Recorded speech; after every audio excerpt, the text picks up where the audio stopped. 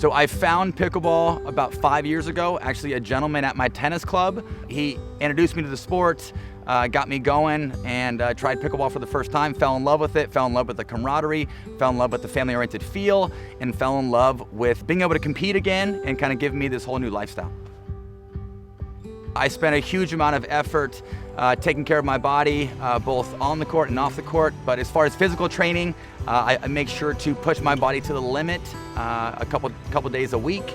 I do a mixture of functional training and yoga, and then obviously training on court. Pickleball is definitely a movement sport. I obviously play all three events. I play singles, I play doubles, and I play men's doubles and mixed doubles. And with the grueling days of playing tournaments and how many matches there are, double elimination, we're playing in areas where it's extremely hot. I need to make sure that my body is up to par and I'm playing at my highest level. I was in a position where I was trying to work out and play all in the same day, and I was kind of getting to a point where I was having a hard time doubling the workload. I was waking up the next day feeling a huge amount of lactic acid and inflammation buildup. And so with that being said, I really wasn't able to push my body because I was so sore. So I was looking for just that added little 10 to 20% of feeling a little fresher, having some better recovery, just like any athlete out there that's looking for that little added edge. I was that guy, and I got introduced to Bemer, and I kid you not, it changed my life. Sleep mode for me has been huge. I honestly feel like my best time to recover is at night. And personally, I feel like when I'm very consistent using sleep mode, I'm waking up in the morning feeling refreshed, I have my mental clarity, and it gives me a little boost for the day. As much as I love striving as an athlete, being on the court, I also love teaching. I've been teaching tennis at the age of 15. Now I own my own pickleball camp company. As much as I love winning, I also love seeing people's games go full circle in a course of 2 or 3 days during one of my camps. It's awesome that I can share about health and wellness benefits. It's awesome that I can share about recovery and Bemer. Pickleball is really embracing, it's really family oriented. Why I grew to love pickleball is because I really felt like I was a part of this really fun, embracing community that all helped each other out. And at the end of the day, we all love the sport of pickleball. Bemer, better circulation, better health, better pickleball.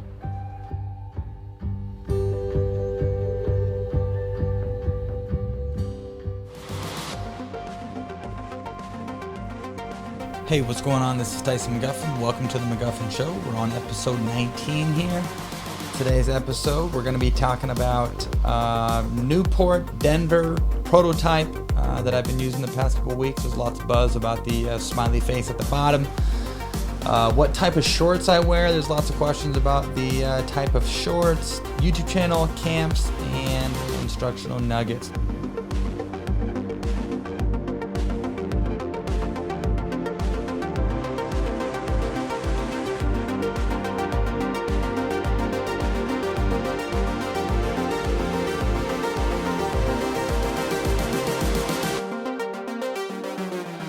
We've been off for a couple weeks, had a three-week journey, hit Newport, Denver, and then Brigham.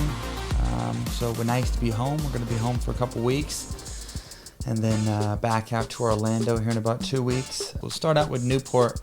It was about 3.5 weeks ago. Always love going to Newport. Does not get much better than time spent in Orange County. Food's good, hospitality, weather's always, 70, 75, blowing 5-10 miles an hour, pristine Orange County weather. And always love seeing Pat, Charlotte, and Patty doing their thing at the Newport Club.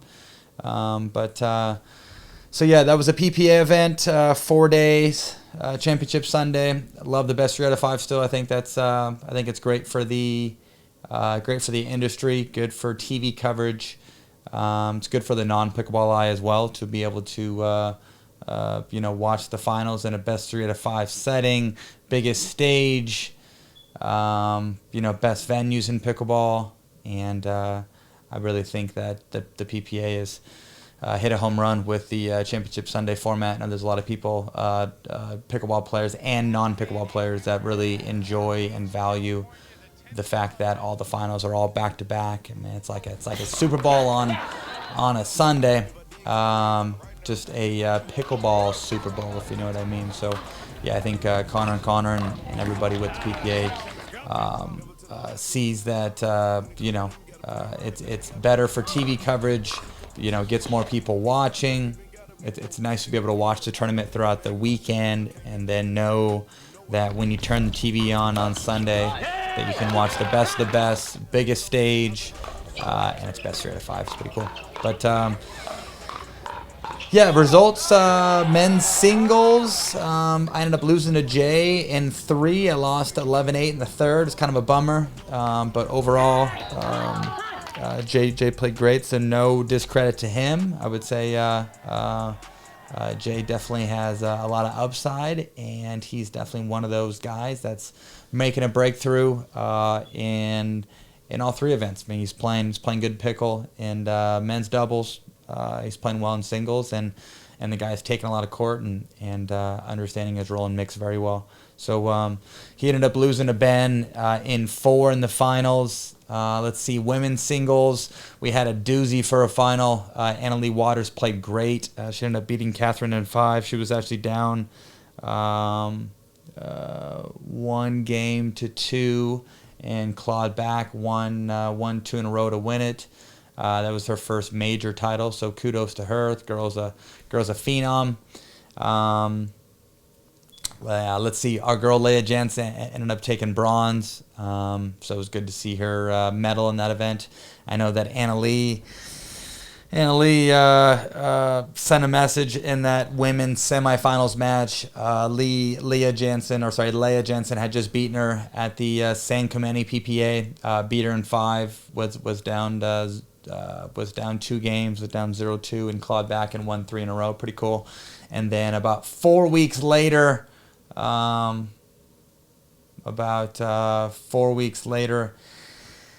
Annalee plays her again and beats her pretty good. So yeah, that was probably one of the most high level women's singles matches that I've ever seen in that women's bracket semi. Leah didn't play bad, but Annalee just took it and played at a very high level for about 15 or 20 minutes and beat her pretty good. And Leah can definitely attest for that. All right, women's doubles. We had Simone and Lucy ended up taking gold. They beat Kelly Smith and Irina Tereshchenko pretty handily in that finals match. And then men's doubles, Ryan I ended up making the final, lost to Ben and Matt in 4, won the first game 12-10, and then lost 3 in a row. We ended up beating Adam Stone and Dekel Barr in the winners bracket semi in 3 to get us to the final. It's always a tough one playing that winners bracket semi, knowing that if you win, you're in the final on Sunday, but if you lose, you have one play-in match to get to the bronze, and then obviously if you win that play-in match, play the bronze as well. So yeah, it's kind of a dicey one. It's a roll of the dice, because you single a limb because you want to win the semis, and especially if you're playing singles.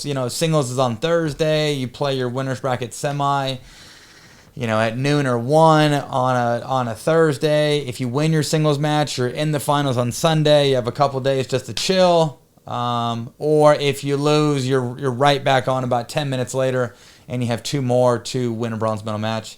So obviously love the Championship Sunday format. Love the single elim format, but that winners bracket semi can be your best friend, or it can be your worst nightmare. That's for sure.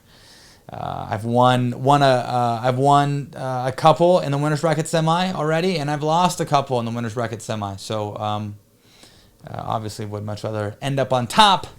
But yeah, Newport. Always love going to Newport. Beautiful venue, great people, and can't beat that club. That's for sure.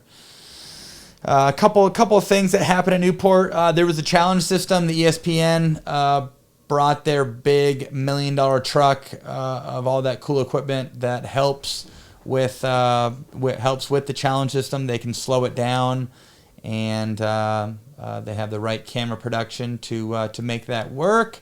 And so so actually, I really didn't know about the challenge system until I believe it was. I didn't find out until I think early on Sunday, like Sunday morning. I found out that they were gonna have a challenge system, and essentially the challenge system consisted of if you use a challenge and you win the challenge, you don't lose a timeout. But if you use a challenge and you lose the challenge, you do lose a timeout. Obviously, you have 2 timeouts per game. So actually, Ben and Matt used the challenge against Ryan. I did not make the line call. I'm just gonna throw that out there. I'm just kidding. So Riley actually made the line call. And it just so happened that he made a line call. He thought it was out. I personally thought it was out as well. And the call got overturned. But the worst part was it wasn't that. The worst part was that there was another line call that got challenged by Ben and Matt. I did not make the call. Riley made the call. And to be honest, it looked like Riley was very nervous on that second challenge. Why? It's because you don't want to be wrong twice, especially the way that they drew out the challenge and the way that they got the crowd into it. And I mean, honestly, it was like it lasted like 10 to 12 minutes. It was like, it was like a injury timeout. Anyhow, it's not fun to be. It sucks to be wrong once, but to be wrong twice, my oh my. Anyhow, Rye was not wrong in the second time, but that still did not help us in that match, unfortunately. But so yeah, we had the challenge system. I don't know if anybody else used it, but I think that's kind of a cool little token. I think it's cool for the sport. Gets the fans involved, and just adds another dimension to. Or adds some more variety to watching the event and watching the event on Sunday. Something else in the news for Newport: Ben lost in mixed. Big kudos to Matt and Lucy. They played great. It was a long time coming. They've been swimming in silver for God knows how long now. So I'm sure it was huge for them to get over the hump. They played great. Matt did a great job of plugging the middle and doing his thing on the left. And Lucy, I would say that's probably one of the better performances that I've seen her play in mixed. She was able to beat Ben head-to-head when Ben came at her. She was able to use her two-hander. She dinked it exceptionally well. She used offense out of the air at Ben to kind of keep Ben honest. And overall, that team had not seen gold for a long time. I'd actually like to know the stats behind the last time that they won gold. I believe it was maybe a TOC back in 2018 or 2019. But anyhow, huge for them. That was their first PPA gold. It comes to show that obviously Ben is human. He does put his undies on, or he does put his underwear on the same way that most of us do. But generally he puts them on sideways and tends to be a robot, and the guy tends to never lose. So it's nice to see that he is human. And I'm sure it was nice from Matt Wright's perspective to know that Mr. John is human, because it's been a long time coming, that's for sure. Okay, so Denver, flew directly from Newport to Denver. That was my first time traveling to Denver. Meg and I actually had a great time, cruised around downtown Denver on that Tuesday. Went to the Botanical Gardens, went to 16th Street, checked out 16th Street Mall. Let's see what else we do. Did a little hiking, went up to the Red Rock Amphitheater, did a little hike up there, took Bankers up there with us. Bankers is such a sweetheart. Traveled all the way to Newport. She was great the whole time. Went to Denver. She's just a traveling little baby, and she's beyond easy. We're more than blessed to have that little sweetheart. But cruised around Tuesday, did some touristy stuff, cruised, checked out a little bit of downtown, checked out some of the countryside, went on that little hike, was hoping to go to Red Rock Amphitheater, maybe see some music, but unfortunately there was nothing that really sparked my interest. If I do watch any sort of live music, generally it's EDM. electronic music, techno, dubstep, rap, hip hop, but it seemed like there was a bunch of reggae and I don't know, there was some other stuff playing, but nothing that perked Megan and I's interest. But anyhow, Denver's a cool place. I would say that the scenery is a lot like North Idaho. You have huge mountains. It's green and lush with pine trees. There's beautiful lakes. Lots of outdoorsy stuff to do. Lots of hiking. So definitely, appreciated the time that we spent in Denver for the few days that we got to kind of check it out. Tournament started on Friday. I was actually surprised. I was surprised that the ball did not travel faster, or that the general pace of the play of pickleball wasn't much quicker with the altitude and the elevation. I believe the altitude or the elevation's like 6,500 feet there in Denver. But the ball really didn't travel all that fast. I honestly think that when it's that hot, it was pretty hot over the weekend. So when it's that hot, or like when the Duraball is in temperatures of 90 plus degrees, I feel like it's really tough for you to kind of feel the altitude with the ball, or for the ball to travel fast with altitude when it's hot and mushy and the temperature's high, if you know what I mean. So I was actually expecting for much quicker pickleball, but it wasn't all that fast. It was fairly hot over the weekend, so the ball was fairly mashy. But let's see, what did we do Friday? Friday was singles. I had a good showing. Ended up beating Deckel in 3. Almost blew it. Had like 6 or 7 forehands that I missed in a row. I was up 10-6 game 3. Almost choked my life away. Ended up pulling it out 1-12-10. Played Ben in the winner's bracket final. It was somewhat close. It was like 6-7. And then played him again in the final. Final. Played Deckel in the bronze. Beat Deckel pretty handily in the bronze. Lost to Ben again in 2 in the finals. What the real story was that it wasn't the men's singles, it was the women's singles. Leah Jansen, the girl's a beast, and I think there's a lot of people out there that have a whole new appreciation for Miss Jansen and have probably a whole new level of respect for that chick after seeing her blow some chunks and swallow it down and act like a savage as she played Callie in the finals. Just so all the viewers know, she had altitude sickness.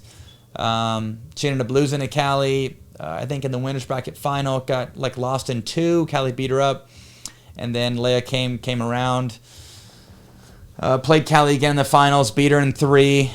Game 2, I was coaching her, or Kyle McKenzie and I were kind of helping her out on the sideline, and she told us game 2 that she was feeling some altitude sickness, and we tried to get her through it.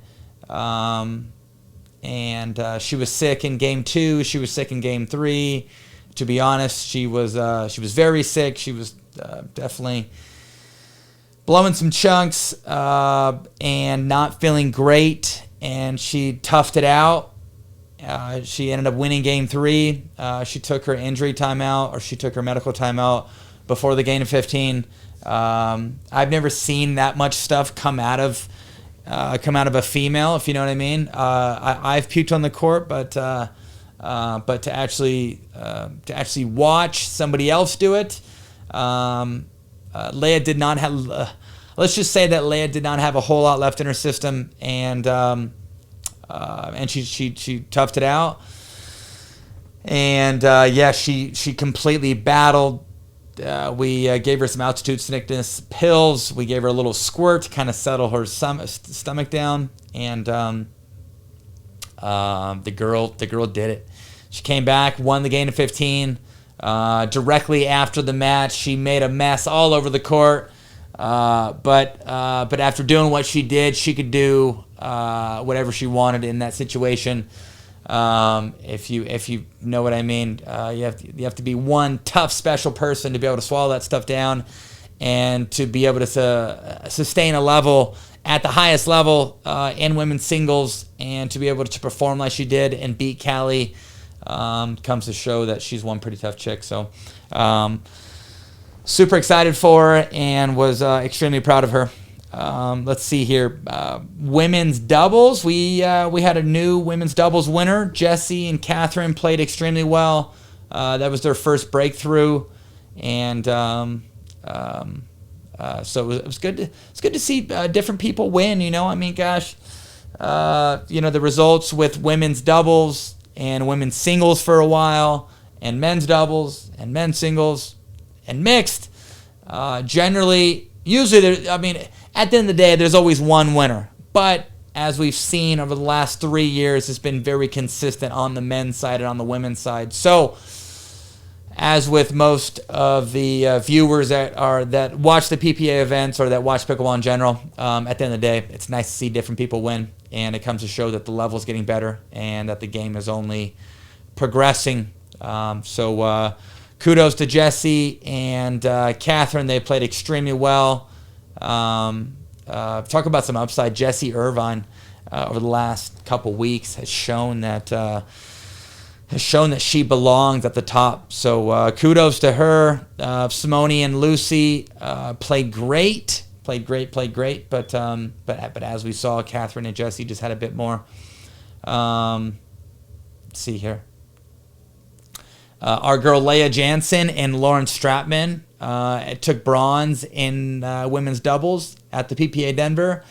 Lauren Stratman, actually, wild story. She played she played APP New Jersey, and she played Thursday, Friday, Saturday, and then flies to Denver Saturday night, late Saturday night, and then plays with Leah in women's doubles on Sunday. Rob Nunnery did the same exact thing and played with AJ Kohler, and it was kind of funny. I was looking at the draw in the morning of men's doubles Sunday morning, and I'm like, I'm pretty sure Rob was like in our quarter. Rob and AJ were, and I'm like, I'm pretty sure Rob, just played New Jersey. I'm almost certain there's no way he's going to be flying back. And right when I get to the venue, the first person I see is Rob Nunnery. And I asked him, I'm like, dude, how was that flight? And he was like, I got in at like midnight or 1. I got a couple hours of sleep, and here I am. And I'm pretty sure Lolo was in the exact same boat. So some road warriors playing APP New Jersey for a couple days, and then fly directly to a PPA in Denver and play the next day. The lovely life of a pickleball pro, I'll tell you what. Ryan and I ended up taking bronze in men's, ended up beating Yates and Wright in 3 to get to the winner's bracket final. Played Johns and Johns, lost in 2, and then ended up losing. We probably have no business losing to that team, but it happened. Kudos to Matt and Kyle. Kyle has played extremely well over the last couple of weeks, so good to see him back and performing and playing well. But that team played well against us. Ended up taking silver. Lost to the Johns boys in the finals. In mixed doubles, I ended up playing with Callie Smith. Callie Smith and I ended up taking like 5th or 6th. So we are hoping for a better showing next time in mixed. The next time Callie and I are playing mixed together is PPA Texas. Texas Open. Everything's bigger in Texas. By the way, I have.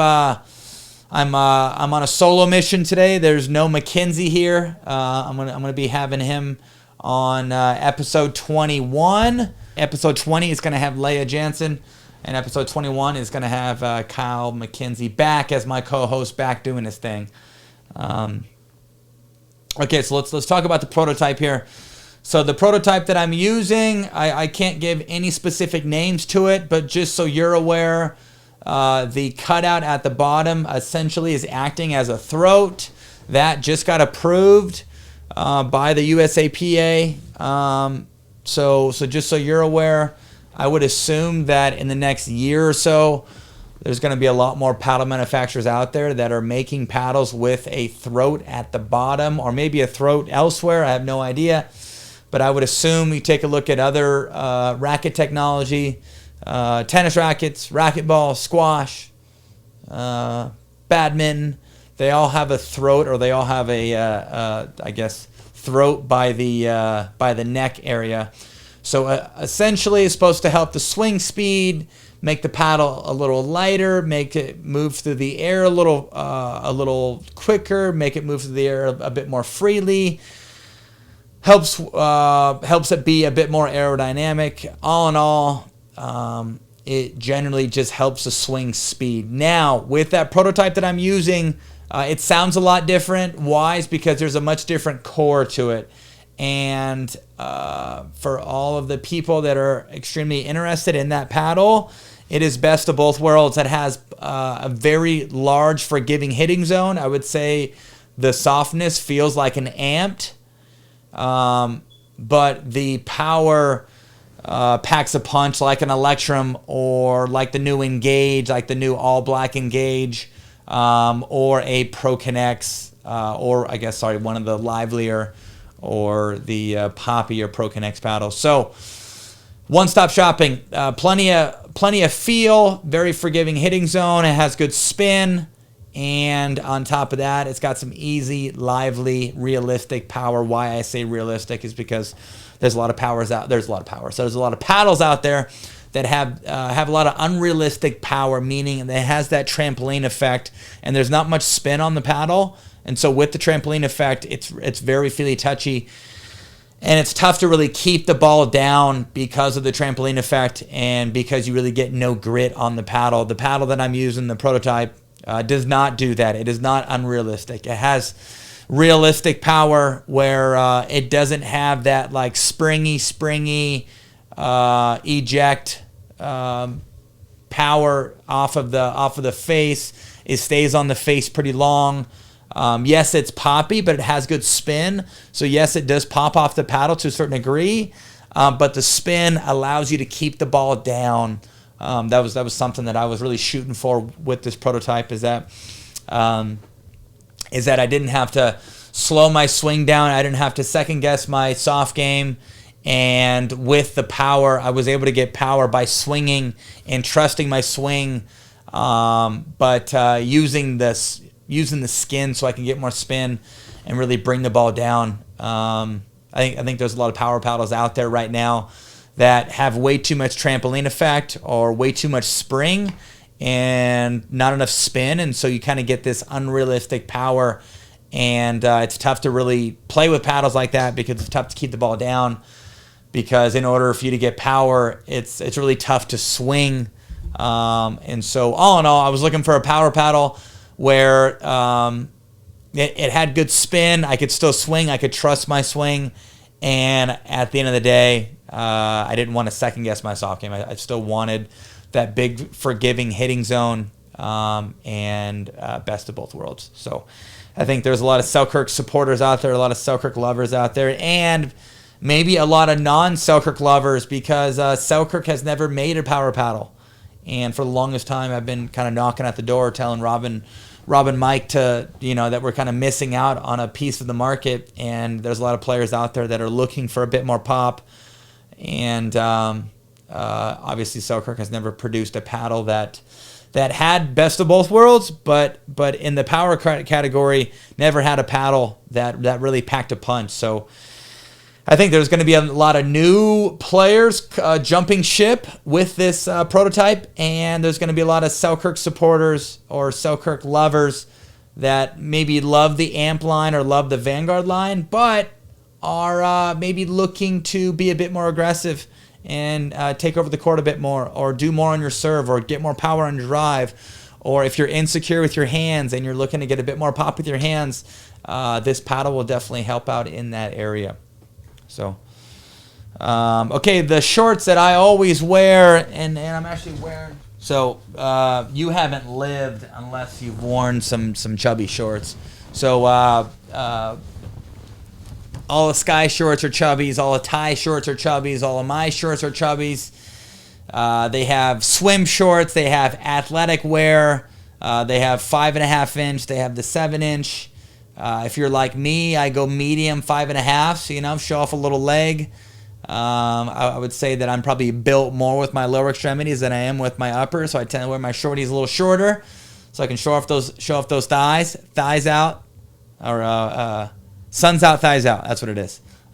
It's actually a Chubby's slogan, or Chubby's marketing slogan.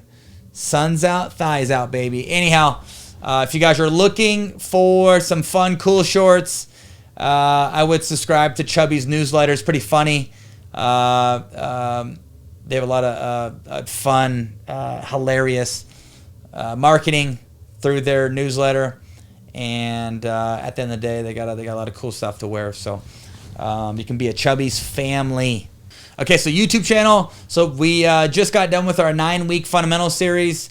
For the next probably month, we are going to be posting fundamental drills.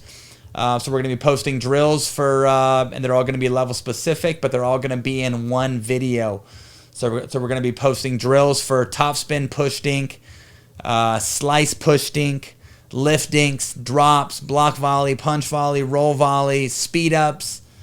I believe that's all of them. Yeah, so those 9 fundamentals. We're going to be posting level specific drills for the next month. And then after that, we're going to get right into our 80 common tendency videos that Kyle and I did over quarantine. And so with those 80 with those 80 common tendency videos, we'll be posting 2 a week, Tuesdays and Thursdays.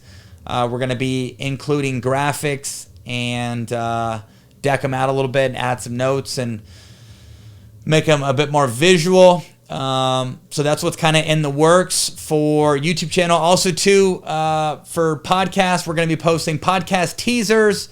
We're going to be posting some individual instructional pieces kind of off of the podcast that we'll put on the YouTube channel. So we'll have different categories with the YouTube channel. We'll have teaser videos for the instructional stuff, teaser videos for podcast episodes. We will take all of the instructional nuggets out of the pod episodes and put them in little clips. So we're just going to add some more variety to the YouTube channel and kind of reuse some of the content that we have and just highlight it in a different way. So it's seen a little differently. Let's see here. Okay, camp's coming up. We just posted the 2022 schedule. So if you guys have not seen that, go over to my Instagram page, whether it's my athlete page at Tyson McGuffin or it's my camps page at Tyson McGuffin Signature PB Camps. Make sure you guys like, subscribe, and turn those notifications on to the McGuffin Pickleball Club, and inform anybody that you know about the YouTube channel and about how awesome the content is. Appreciate you. Appreciate all the supporters out there. The next camp that we have is actually PPA Dallas, right after the Texas Open. That's going to be October 4th and 5th. All you Texas picklers out there, if you guys are watching this episode, October 4th and 5th, come see me. Come see me. It's going to be after the Texas Open. I would assume it's going to be at the venue. If you're dying to get on championship court, you should totally sign up for my camp on that Monday, Tuesday, and get McGuffin. Come on. Get McGuffin and get a K-Max special in your life. Directly after that, we're taking that Wednesday off, flying to Oklahoma City. We're at OKC Chicken and Pickle on Thursday, Friday, doing a 2-dayer, K-Mac and I. And then let's see what else we have going on in the month of October. And then playing PPA Vegas, October 21st through the 24th. Directly after PPA Vegas, we're running a camp on the 25th and 26th at the tournament venue. So Texas Open PPA camp on the Monday, Tuesday directly after. And then Vegas PPA in October. That's that year-end championships. That's one of the bigger ones. We will also have a camp on that Monday, Tuesday. So get yourself signed up. Do yourself a favor. Get yourself signed up, and look forward to seeing you there. Okay, so my instructional nugget of the week. My instructional nugget of the week is using your inside-out forehand dink on the left. Or if you are a lefty, using your inside-out forehand dink if you're on the right. Okay, so why I think it's necessary to have an inside-out forehand dink. adds a different look if you're going backhand to backhand and you've tried to speed up with going backhand to backhand cross, and you're looking to maybe take one out of the air, take one off the bounce. If you've tried to speed up at the person in front of you and that didn't work, well, plan B could be going inside out with your forehand, running around your backhand dink, going inside out with your forehand. You can get more angle that way. You can get moving the person cross court a bit more with that.